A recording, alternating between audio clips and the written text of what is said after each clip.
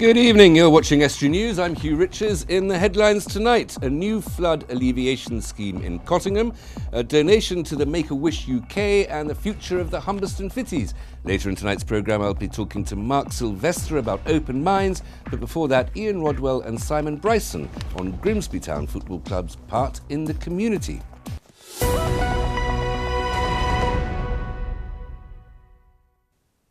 Footage has been released of a Beverley Road gas explosion from earlier on this year to highlight the dangers firefighters face on a daily basis. 4 firefighters were injured when an explosion ripped through a property on Friday the 10th of March. Following an internal inquiry, a health and safety executive investigation and a coroner's inquest, Humberside Fire and Rescue Service, the fire brigade, have now released the footage as an example of the dangers they face. Work has begun today on a £22 million flood alleviation scheme for Orchard Park and Cottingham. It's designed to reduce the flood risk for 4,000 homes in the area following the 2007 floods, which left thousands of properties underwater. The work should take around a year to complete. Councillor Mike Thompson of Hull City Council, which shares the scheme with East Riding, says it's one of several projects undertaken to reduce the risk of a 2007-like disaster ever occurring again. This scheme, along with the scheme that's just been completed in the west of the city into the Wadfast scheme between Willoughby and Derringham, is going to be a success. You can see the work that's gone into it, the millions of pounds that's gone into it. I understand there's £22 million going into this particular scheme. You know, we're talking about 4,000 residents and avoiding the risk of floods again. But the key thing to all of this, to deliver on these things, is the partnerships that East Riding, Hull City Council, Yorkshire Water, Environmental Agency, we have together. We've got that partnership working. That's key to delivering this. The water doesn't recognise any boundaries, no. So why would you try to operate in any other way than the way that addresses the threat? And the threat is common to both of us, and it's important that we all work together on it. In 2007, a lot of water flowed down the catchment into this area, sort of filled up the urban drainage and the sewers, and flooded a large number of residential properties in Orchard Park and in Cottingham. So the work we're trying to do is really to put the water where we want the water to go, rather than it flowing uncontrolled into residential properties, on the roads, businesses and so on. Well, this is one of 9 lagoons that we're constructing for the Cotfast scheme, which will attenuate about 300,000 cubic metres of water, flood water, during an extreme event. It's the first day of excavation, and we'll be kicking off with phase 2 later on, early next year. Humberside Police would like to get in touch with a man who was struck by a car on Monday. A woman driving a black BMW on Springbank West hit a man with her wing mirror when he stumbled into the road. The man was knocked to the ground but continued walking in the direction of the city centre. The woman rang up Humberside Police from the scene, and the police are keen for the man to get in touch so they can make sure he's safe and well. Anyone with information about the collision is asked to ring 101, quoting log number 481 of the 2nd of October this year. 2 men are being traced in connection with a serious assault in Hull. A 22-year-old man was riding his bike along Park Avenue near Salisbury Street when the men drove up next to him in a silver car. They shouted racist comments and knocked him off his bike. He was then assaulted with a metal bar, leaving him with serious but non-life-threatening injuries. The incident happened at around 9 o'clock on the 17th of September. North East Lincolnshire Council has voted to continue the sale of Humberstone Fitties. Last night, the council held an emergency meeting to determine the Humberstone Fitties' future. The meeting took place because buyers, Tingdean, failed to assure the council that the site's heritage will be protected. The decision was made 20 votes to 13. North East Lincolnshire Council again has donated £5,000 to the charity Make-A-Wish UK. The proceeds come from a crematorium metals recycling scheme in which the metal from coffins and orthopaedic implants is taken to a company in Sheffield for sorting and smelting. Last year, the council donated proceeds to the Marie Curie Cancer Trust. David Horner, volunteer Wish Ambassador for Make-A-Wish UK, says the money will help the charity in its mission of making sick children's lives a little easier. Every penny we get is vital, because we're not government funded, we're not funded other ways other than private and public donations. So £5,000 will go a long way towards granting wishes for children in this area. Whatever the wish may be, we go and interview the child, see what their one true wish is, and endeavour to fulfil it, along with the siblings in the household under 18. Mum and dad, 2.4 children if you like.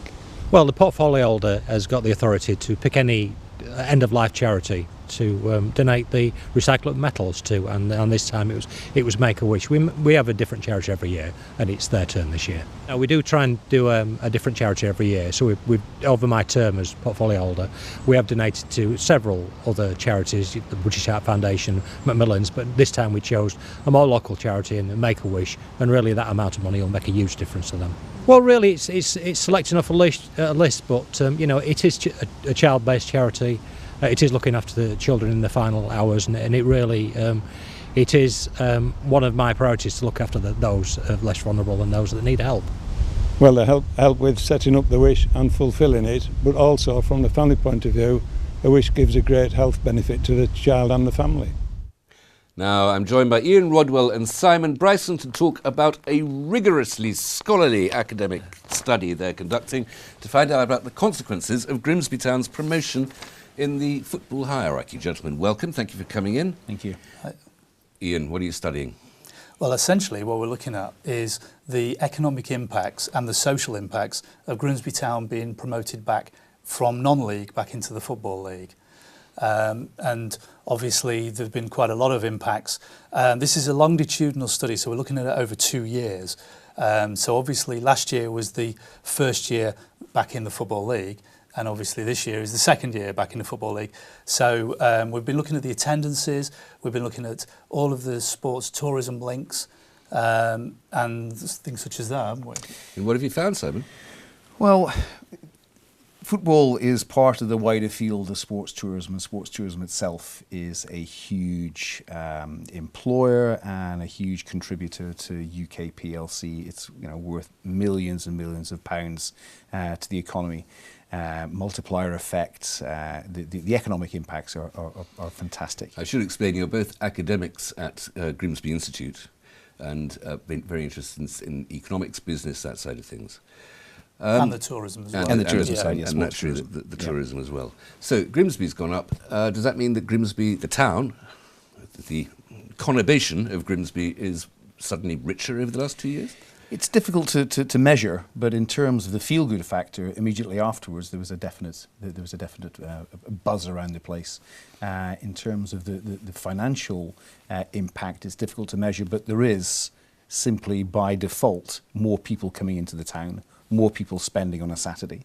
There's an increase in money in the local economy, whether it's the pubs, whether it's the clubs or restaurants or hotels. So difficult to actually pinpoint the exact figure, but there is, obviously. So how are you going about making these measurements, Ian? What's the method here? Well, at the moment, what we're looking at, because obviously we've only this is the second year, but we've only had 1 year actually back in the Football League. So what we've really been looking at is football attendances and Grimsby attendances.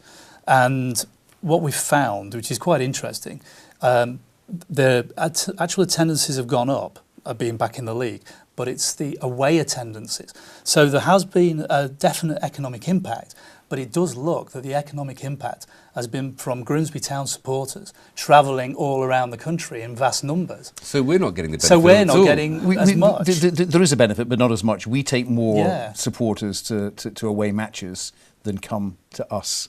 And there's, I suppose, a couple of questions there. Why? This is not academic objectivity, this use of the pronoun here. There's unashamed, we are mariners. That's the perspective here. I interrupted, Simon, sorry.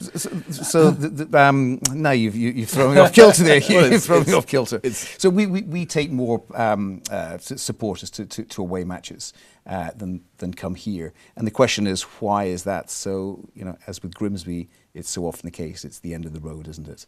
So what is the appealing here? If you look at, we were just discussing earlier, if you take supporters to Lincoln City, in terms of family friendly, there's the cathedral, there's the castle, there's shopping. It's a whole day out. Yes. The football season during the winter season, what is there in Cleethorpes? Not a lot. And Lincoln City is a very good example as a comparison, because obviously they got promoted back into the Football League this season. And what they've got, which Grimsby didn't have in the same way, is actually momentum, because they ended up winning the non-league.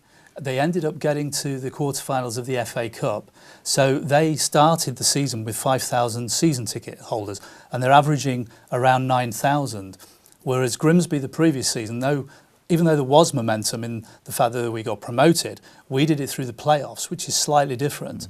And as a result of it, we've more sort of stuttered along. I'm absolutely baffled by all of that. Does it not? It's a foreign language to you, Hugh. It is a completely foreign language. Is it not that if the club goes down or is doing badly, that its supporters dwindle? Is that not a poor reflection on human nature, that that so many of us are only willing to go out and support people who we know are going to win?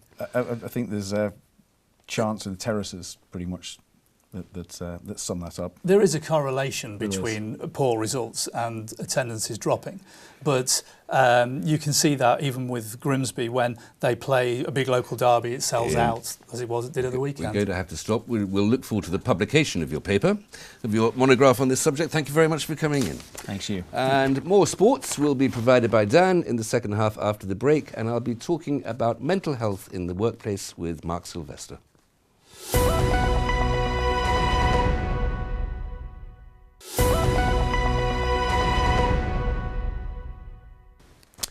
Welcome back. You're still watching Estuary News. Still to come tonight, Dan brings us the latest local sports news, and I'll be opening minds with Mark Sylvester.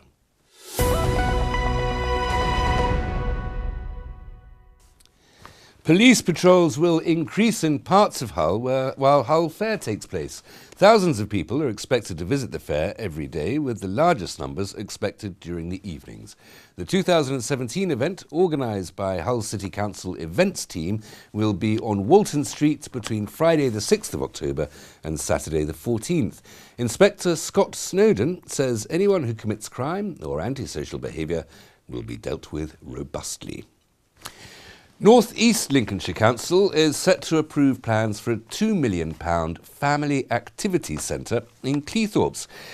Games and activities for all ages will be featured in the centre, but with a focus on young people aged from 8 to 16. Extreme Bounce Revolution's plan for an air dome-style centre will be decided by the Council's Planning Committee next Wednesday. If plans are approved, the centre will be built on land next to the Premier Inn at Meridian Point. Time now for some big questions for little people. This week it is World Space Week, and we asked the pupils of William Barcroft School if they think space is worth exploring. Yes. Why might it be worth it? Because then we can go explore and then they can bring some stuff back from space and we can learn about it. I do, because you can see other things that other people haven't, and you can explore the universe and all that. I think we should. Why do you think we should go to space?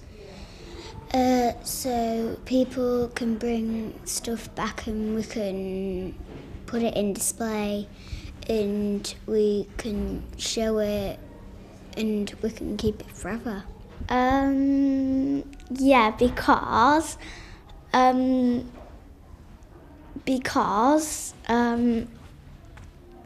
we're trying to discover if there's any life on other planets. We think that there used to be on some on Mars because of dry riverbeds, and so millions and millions of years ago there could have been water there, but there aren't anymore. So. Yeah, because you can get an amazing experience. Yes, because there might be new life to explore, and it's a one-time opportunity, and you might not ever get the chance to do it again.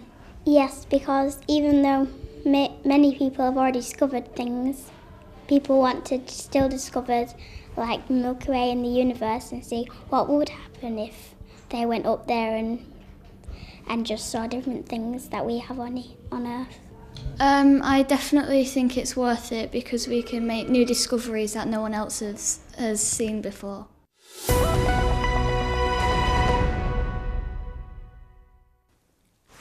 Now, I'm joined by my second guest, Mark Sylvester, to talk about a new mental health project set up in Grimsby. Mark, thanks very much for coming in. First of all, there's an event going on Tuesday, the 10th of October. Will you tell us a little bit about that? Well, that's the big business breakfast, as you can see there, Hugh, and it's organised by Navigo. And between 8:30 and 9:30 that particular morning, the 10th, we've invited some of the local and larger businesses to come along and find out more information about mental health within the workplace. Pointers, advice and guidance, Open Minds that I work for will be there, and so will one or two of the other organisations within Navigo. So it's going to be a good day, good morning actually, with a full breakfast, and hopefully people get lots of information. And that's at Grimsby Town Hall? Grimsby Town Hall, and I'm pretty sure the Mayor's coming, but it should be good morning. OK, and that's between 8:30 and 9:30 there. What should people do if they want to attend? There is, I think, on that poster there that I've given you, there's an invite that you can apply through the internet. Is it the eventbrite.co.uk? Yeah. I know that we've got about 70 already accepted invitations, and I think there may be a few more available, but if they inquire through that. Now, is this suggests that is our work harming our mental health? Well, I'm the employment specialist within Open Minds, and I don't know anyone, most people are aware of what Open Minds is. It's a cognitive behavioural focused therapy service that was set up, well, 9 years ago, 10 years next year actually, and we've seen literally 20,000 plus people over that period. People who have experienced mild to moderate mental health issues have either been self-referred or referred via a GP, and the core therapy is CBT, although we have counselling there as well. And that's cognitive behavioural Cognitive behavioural therapy. It's under what we call the IAP service. That's the Improving Access to Psychological Therapies that the government are very interested in nationwide. But my job is the employment specialist within that service. So, for instance, Hugh, if you were referred to Open Minds and after a clinical assessment, there may be work-related stress elements connected to you, you may be signed off work or you may be experiencing difficulties, you're highly likely to be offered my services. And I've specialised primarily in job retention services for about 12 years now, 9 years of which have been with Open Minds. And it's been very successful. I've seen many, many professions, including people who work for radio, professional golfers, bank managers, police officers, you name it. But people can experience intensely so over the past few years, I've noticed, stress within the workplace. Well, every profession or every trade, every sort of work has its anxieties, its stresses, I guess.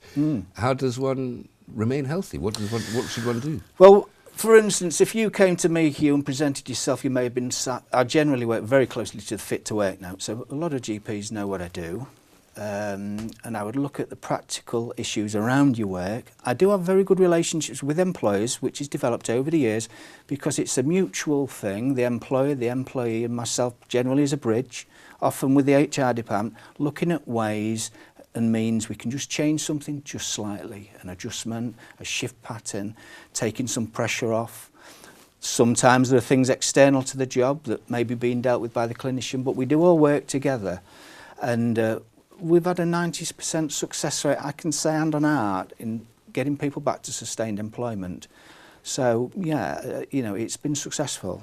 There is an element, of course, some of the conditions, perhaps not the stress and anxiety you mentioned, but the more serious conditions, bipolar disorder, depression, things like that, where that's an underlying state of the mind anyway, irrespective of any outside influence like work. Is there anything you can do for that? Well, one of the interesting elements within the larger service of Navigo, we do have some employment specialists within that. They would come under the community mental health team. So if it's a specialist bipolar diagnosis and things like that, they wouldn't necessarily be treated within Open Minds. They would be signposted or referred to within the extended service within Navigo. If people want to get in touch with you, how can they?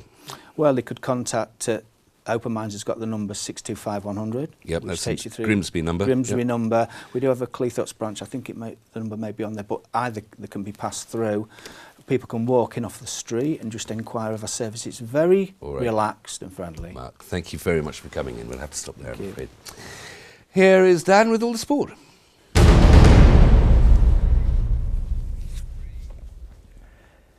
Scunthorpe United beat Grimsby Town by 2-1 in the Checkatrade Trophy last night to progress through to the next round of the competition. The Mariners took the lead through a first-half goal via Dailang Jasemi. But Tom Hopper equalised just before the break, before scoring his second 10 minutes from time to seal the win. There was further good news for the Iron as they confirmed the signing of New Zealand international Clayton Lewis on a 3-year deal. Lewis had previously been at Auckland City, who finished second in the playoffs, with Lewis scoring 11 and having 13 assists last season. However, the deal is still subject to international clearance and league ratification. Grimsby Town Reserves lost 1-0 today against the Rotherham Reserves in a tight affair. A match which featured a couple of trialists and the return of Akwasi Asante had limited chances, with the best of the first half going to the Millers. However, a second half strike from Coyote was all that separated the two sides, and although Grimsby pressed on in the second half, they were unable to claim a draw. Hull City striker Fraser Campbell says he's delighted to be back amongst the goals at the KCOM Stadium. He scored in City's 6-1 weekend win, his first goal at the home of the Tigers in over 3,000 days, having last scored for City in their 2007-2008 promotion season. He says he hopes it will be the first of many following his summer return. Meanwhile, City's on-loan fullback Ola Aina is set to meet up with his Nigeria teammates today ahead of a potential debut this weekend. The Super Eagles take on Zambia as they look to qualify for the next summer's World Cup in Russia. Hull FC halfback Albert Kelly missed out on being named as Super League's Man of Steel at their awards dinner last night. The Australian finished in third place behind Castleford duo Luke Gale and Zach Hardacre. However, FC's 2016 Man of Steel, Danny Houghton, was named as the competition's top hitman, while Mark Sneed was named top gun for his conversion rate of 89%. Captain Gareth Ellis was given an Outstanding Contribution Award following his retirement. And that's all for the sport. Thanks, Dan. If you'd like to take part in the study about Grimsby Town's promotion, that's rodwellis@grimsby.ac.uk. If you'd like to get in touch with us, then you have all the details that you need below me here. And until tomorrow, good evening.